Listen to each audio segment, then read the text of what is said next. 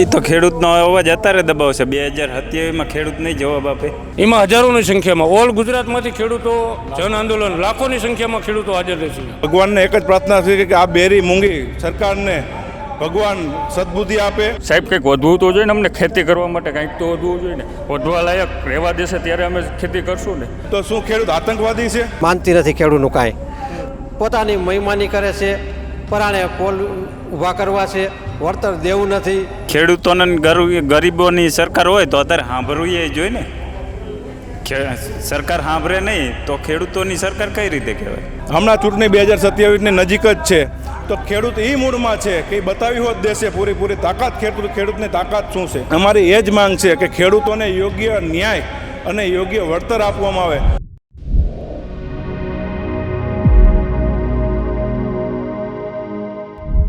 સુરેન્દ્રનગરના જે ખેડૂતોનો મુદ્દો છે જમીનોને લઈને, તેને લઈને ખોંડ ગામના ખેડૂતો આપણી સાથે જોડાયા છે, તેમની સાથે વાત કરીશું. શું નામ છે આપનું? મેહુલસિંહ ભાટિયા. મેહુલસિંહ, જે રીતે અત્યારે ખોંડ ગામની અંદર અને સમગ્ર મોરબી જિલ્લાની અંદર આજુબાજુના જે ગામો છે તે ખેડૂતોના જે જમીનોનો મુદ્દો છે, કઈ રીતે જુઓ છો અને શું સમસ્યા છે? એમાં સાહેબ વાત કેવી, અત્યારે અમારે કોંડમાંથી 7 લાઈન તો ઓલરેડી સર્વે થઈ ગઈ છે. 765 કેવી હાઈ ટેન્શન લાઈન, બરોબર. અને એમાં બીજું એક મહત્ત્વની વાત કે અમારા જે કલેક્ટર, ભ્રષ્ટાચારી કલેક્ટર કહી શકાય, રાજેશ પટેલ, એને અમારી કોંડ ગામની ટોટલ જમીન બિન પિયત કરી નાખી, જેથી કરી અને પ્રાઇવેટ કંપનીને ફાયદો થાય વળતર આપવામાં. તમારી જોડે એવિડન્સ છે કોઈ એવા કલેક્ટરના કે ભાઈ આવી રીતે એમણે ભ્રષ્ટાચાર કર્યો? આ ભ્રષ્ટાચાર જ છે ને. આ કોંડ દેશમાં, ગુજરાતમાં મોટામાં મોટું ગામ ખેતી માટેનું અત્યાર લગી તમારે ન્યૂઝપેપરમાં બધે આવી ગયું છે કે ખેતી માટે મોટું ગામ છે, બરોબર. તો એ બિન પિયત હોય તો એવડી મોટી ખેતી ન કરી શકે.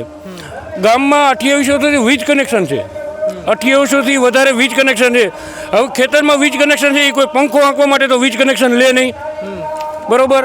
એ બોરની મોટર હાંકવા માટે અમે વીજ કનેક્શન લીધેલા, તો અને મોટી નર્મદા નહેર નીકળે અમારા ગામમાંથી, તો એ લોકો કેવી રીતે એવું કહી શકે કે આ ગામ બિન પિયત છે?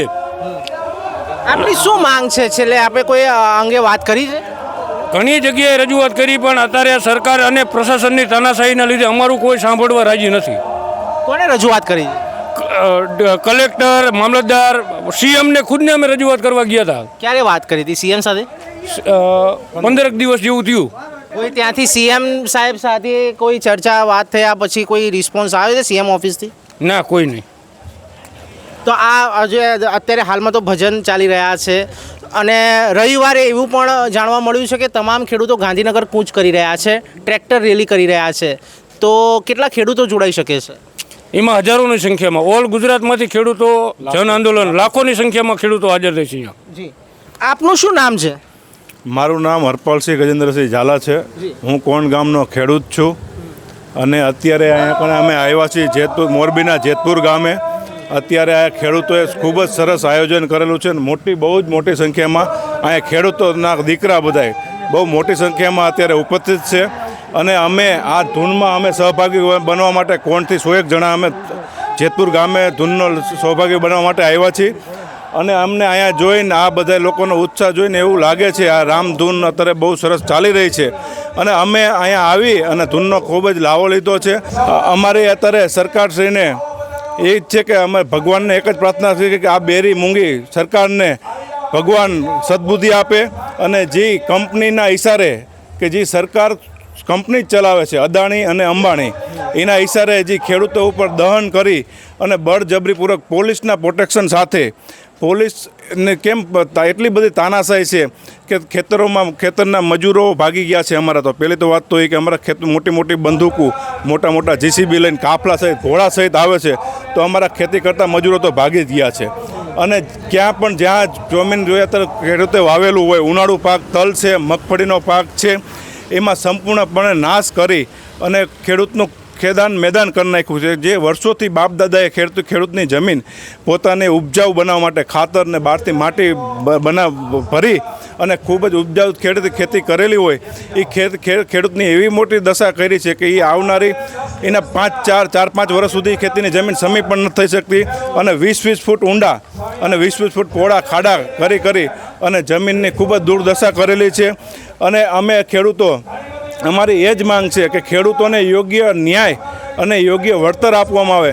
પણ અત્યારે ખેડૂત સાથે એટલો બધો અત્યાચાર થઈ રહ્યો છે કે ખેડૂત જાણે ભારતનો નાગરિક જ ન હોય. ખેડૂત ક્યાંક બહારથી આવ્યો હોય કે પાકિસ્તાનથી ખેડૂત આવ્યો હોય, એટલો બધો ખૂબ જ અત્યાચાર થઈ રહ્યો છે. એટલે અમે આ સરકારશ્રીમાં એક જ અપીલ છે કે ખેડૂતની વાત માનવામાં આવે, નકર સમગ્ર ગુજરાતના ખેડૂત મળી અને ખૂબ જ ઉગ્ર આંદોલન કરશે. અને એ આંદોલનનો એવો એટલો પડઘો પડશે કે આવનારા સમયમાં, હમણાં ચૂંટણી 2027ની નજીક જ છે, તો ખેડૂત એ મૂડમાં છે કે એ બતાવી હોત દેશે પૂરેપૂરી તાકાત, ખેડૂતની તાકાત શું છે. અને ખેડૂત હર હંમેશ આ દેશના વિકાસ માટે સહભાગી રહ્યો છે. એની બદલે અત્યારે જે ખેડૂતો માટે જે તાનાશાહી કરી રહી છે સરકાર, એ ખૂબ જ અત્યારે તમે મીડિયા માધ્યમથી તમે જોઈ રહ્યા છો કે ખેડૂતના બૈરાને, લેડીઝને ઢળી અને પોલીસ પોતાના વાહનમાં ભરી કેમ ઘેટા બકરા ભર્યા હોય એમ પોલીસ સ્ટેશને લઈ જવામાં આવે છે. તો શું ખેડૂત આતંકવાદી છે? કે ખેડૂત અરે એવું દુર્વ્યવહાર કરવામાં આવે છે કે ખેડૂત જાણે આતંકવાદી હોય. એટલે અમને તમારા માધ્યમથી એ જ કહેવા માગીએ છીએ કે આ સરકારને કે સરકાર તમે જાગો અને ખેડૂતના પ્રશ્ન નહીં ઉકેલો તો આવનારા સમયમાં તમને ખૂબ જ મોંઘું પડશે. અને આનો જવાબ સમગ્ર ગુજરાતનો ખેડૂત એક થઈ અને આનો જવાબ આપશે. પણ મુખ્યમંત્રી અને ઘણા લોકો તો એમ જ કહે છે કે સીએમ તો મૃદુ અને મક્કમ છે, સંવેદનશીલ છે. અમે આપના માધ્યમથી કહેવા માંગીએ છીએ કે સીએમ શ્રીને અમે 4 થી 5 વખત મળ્યા છીએ આ મુદ્દે કે અત્યારે અમારે અન્યાય થઈ રહ્યો છે, ખેડૂતને યોગ્ય વળતર નથી આપવામાં આવતું. બળજબરીપૂર્વક, માત્ર ને માત્ર બળજબરીપૂર્વક કે ખેડૂત કંપનીના ઇશારે પોલીસ જે બળજબરીપૂર્વક કામ કરી રહી છે. અને સીએમ સાહેબ તો કોઈ નિર્ણય જ નથી લઈ શકતા. પહેલું તો આપના માધ્યમથી એ કહીએ છું. તો કોણ લે છે નિર્ણય? કોણ લે છે? કંપની. કઈ કંપની? આ અદાણી ને અંબાણી. અદાણીના જે વર્કર છે કે જે કોઈ જે કામ કરે છે અદાણી કંપનીના, તે લોકો સાથે આપે કોઈ ચર્ચા નથી કરી? અનેક વખત ચર્ચા કરી છે. તો એ લોકોનું કહેવું એ જ થાય કે તમે ઉપર જાઓ, અમારે તો કામ. અદાણી વાળા જે આયા છે એ ક્યાંથી આયા છે? કઈ જગ્યાએથી આયા છે?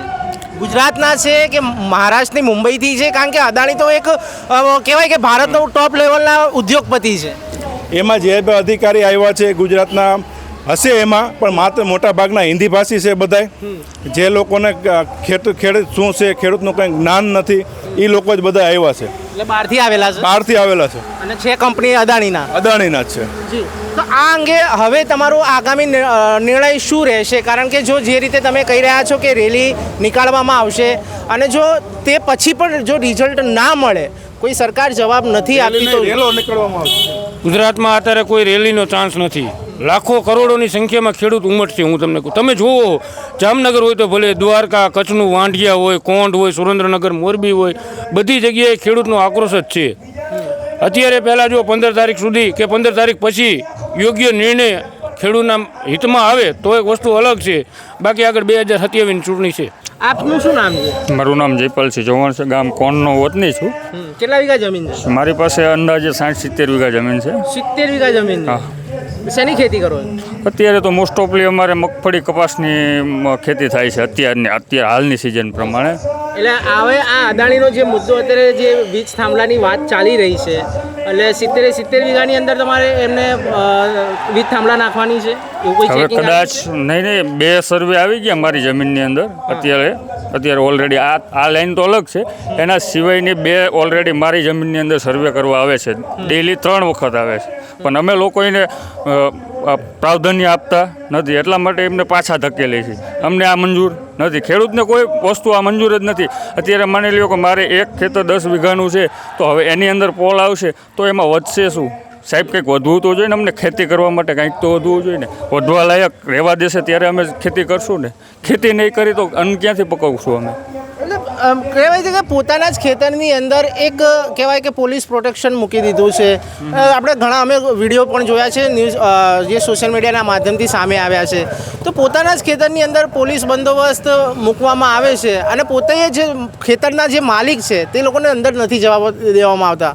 તો કઈ રીતે આ વિરોધ અને જોવો છો તમે? પગલે શું કરશો? બંદોબસ્તની તમે વાત કરો છો. ખેડૂત પોતે એને જમીન ઉપર જવું હોય તો એની પાસે 7 બાર માગવામાં આવે છે કે તમે આ જમીનના માલિક છો. આટલી તો તાનાશાહી છે, ખૂબ જ તાનાશાહી અત્યારે ખેડૂત ઉપર થઈ રહી છે. આપનું શું નામ છે? મેં રજીતભાઈ બુટાભાઈ. કેટલા વીઘા જમીન છે? 30 વીઘા. 30 વીઘા જમીન. શેની ખેતી કરો છો? મગફળી. મગફળીની ખેતી કરો છો. શું કહેશો આ જે અદાણીનો હાલમાં જે થાંભલા નાખવાની વાત ચાલી રહી છે ખેતરોમાં અને ખેડૂતો ઉપર જે અત્યારે રીતે અત્યાચાર કરવામાં આવી રહ્યો છે, પોલીસ દ્વારા દમન કરવામાં આવ્યું છે, શું કહેશો? અહીંયા મજૂર ન રહેવા દેતા, ટિફિન દેવા નથી જવા દેતા, કે ખેતરની હાવ દૂર દશા હાવ બગાડ નાખી, કંઈ રહેવા જ નથી દીધું કંઈ. કેટલા ને જાઓ સમયથી છે? 15-20 દિવસથી છે. 15-20 દિવસથી છે. રવિવારે આંદોલન કરવામાં આવશે, ગાંધીનગર તરફ ખેડૂતો કૂચ કરશે. હા. શું લાગે છે આપને, સરકાર વાત સાંભળશે? સાંભળે કે ન સાંભળે, જવું તો પડશે જ ને. 50 થી 100 ટ્રેક્ટરમાં જાય છે. જી, આપનું શું નામ છે? લક્ષ્મણભાઈ ભાટિયા. લક્ષ્મણભાઈ, શું કરો છો? ખેતી ખેતી. શેની ખેતી કરો છો? મગફળી મગફળીની. કેટલા વીઘા જમીન છે? 40 વીઘા. 40 વીઘામાં મગફળીની જ ખેતી કરો છો. 40 વીઘા મગફળી. શું કહેશો, આ સમગ્ર મુદ્દો અત્યારે હાલમાં ગુજરાતમાં સળગતો મુદ્દો છે, પણ ક્યાંક ને ક્યાંક હવે ખેડૂતોનો અવાજ દબાવવામાં આવી રહ્યો છે એવું લાગે છે આપને? એ તો ખેડૂતનો અવાજ અત્યારે દબાવશે. 2027માં ખેડૂત નહીં જવાબ આપે. 2027. 2027માં ખેડૂતનો વારો તો આવશે જ ને. તે દી ખેડૂત એમને જવાબ આપશે. શું કરશો તમે 2027? 27માં તો વોટિંગ છે, તો વોટિંગ તો અમે કરી શકીએ ને. વોટિંગ તો અમારું છે ને. પણ 2000 તમે કહો છો 30 વર્ષથી ગુજરાતમાં શાસન છે, ભાજપનું એક હતું શાસન છે, પણ કહે છે ને કે સરકાર તો એમ કહે છે કે ભાઈ ખેડૂતોની જગ્યા સરકાર છે, ખેડૂતોની સરકાર છે. ખેડૂતોને ગરીબોની સરકાર હોય તો અત્યારે સાંભળવું એ જોઈએ ને. સરકાર સાંભળે નહીં તો ખેડૂતોની સરકાર કઈ રીતે કહેવાય? જી, તો આવનારા સમયમાં શું કરશો? જો આવનારા સમયમાં અમારા બધા ખેડૂતોની એક જ માંગ હશે કે તમે ઈવીએમ મશીન બંધ કરો અને બેલેટ પેપરથી ચૂંટણી લડો. એ મુદ્દો અમે ખાસ લેવાના છે. આવનારા સમયમાં ઈવીએમ મશીન બંધ કરી અને બેલેટ પેપરથી મતદાન કરવામાં આવે, એની અમે ગામો ગામ જઈ ખાટલા બેઠક કરી અને બધા ખેડૂતને એક જ માંગ કરશું કે આ તમે ઈવીએમ વાળી મશીન જે વોટિંગ ચાલુ છે એ બંધ કરી અને બેલેટ પેપરથી વોટિંગ કરવામાં આવે. વિપક્ષના નેતા એવું કહે છે, રાહુલ ગાંધીથી લઈને તમામ ગુજરાતના વિપક્ષના નેતાઓ એમ કહે છે કે આ ઉદ્યોગપતિની સરકાર છે. શું સાચી વાત છે? 100% ઉદ્યોગપતિની સરકાર છે. આ સરકાર ઉદ્યોગપતિ જ ચલાવે છે. જે પૂંજીપતિ છે એ સરકાર ચલાવે છે. અમે તો અનેક વખત ગાંધીનગરના ધક્કા ખાધા છે. અમને ન્યાય જઈને 100% એવો વિશ્વાસ થઈ ગયો છે કે ઉદ્યોગપતિની જ સરકાર છે. ન્યા કોઈ એ ડિસિઝન લઈ નથી શકતા. એમની પાસે કોઈ એવો નથી પાવર કે પોતે એમનો મુખ્યમંત્રી હોવા છતાંય પોતે ડિસિઝન લઈ શકે. કોણ લે છે ડિસિઝન? કંપનીવાળા પૂંજીપતિ જે છે એ જ સરકાર ચલાવે છે. તો ચોક્કસપણે અત્યારે હાલમાં આપણી સાથે આ બધા જે ખેડૂતો હતા તે જોડાયા હતા, તેમની સાથે વાત કરી. તે સાથે બીજા પણ ખેડૂતો છે, તેમની સાથે વાત કરીશું. શું નામ છે? મારું નામ મહિપતભાઈ. મહિપતભાઈ, શું કહેશો જે રીતે અત્યારે હાલમાં આ આંદોલન ચાલી રહ્યું છે તેના વિશે? જો મારું ગામ જેતપર, અમારા ગામમાં આજે રામધૂનનું આયોજન કર્યું છે. ઘણું માણસો આવ્યું છે, પડખે પડખેના ગામડાના છે, કોંઢથી અમારે અહીંયા આવ્યા છે, બરાબર. પણ આ સરકાર કોઈ પણ સમજે માનતી નથી ખેડૂતનું કાંઈ. પોતાની મહિમાની કરે છે, પરાણે પોલ ઊભા કરવા છે, વળતર દેવું નથી અને તાનાશાહી સિવાય કાંઈ વાત કરતા નથી. છેલ્લો રસ્તો શું હશે? છેલ્લો તો રસ્તો શું હશે? અમે 15 તારીખે જ આવવાના છીએ ગાંધીનગર. લાખોમાં ભેગા થશે ખેડૂતો. તો એ સરકાર જો શું નિર્ણય લે છે એ અમે જોઈ, પછી આગળની રણનીતિ શું થાય એ અમે. જી, ચોક્કસપણે તો અત્યારે હાલમાં આ જે ખેડૂતો હતા, જેતપર જે ગામ છે ત્યાં મારી પાછળ તમે જોઈ શકો છો કે જે પાછળ મંડપ છે ત્યાં અંદર અત્યારે હાલમાં રામધૂન બોલાવવામાં આવી રહી છે, ભજન કરવામાં આવી રહ્યા છે. તમામ ખેડૂતો આજુબાજુના જે ગામોના છે તે લોકો અહીંયા આવ્યા છે. રાતના 11:30 થવા આવ્યા છે ત્યારે તમામ ખેડૂતો આજુબાજુના કમસે કમ 1000થી વધારે લોકો ખેડૂતો હજી પણ આવે છે. પબ્લિક હજી આવી રહી છે, ખેડૂતો આજુબાજુના ગામથી આવી રહી છે. ત્યારે રવિવારે હવે એ જોવાનું રહેશે કે ગાંધીનગરના જે સરકાર છે તે આ અંગે શું કરશે અને ખેડૂતો આ અંગે શું કરશે તે જોવું રહ્યું.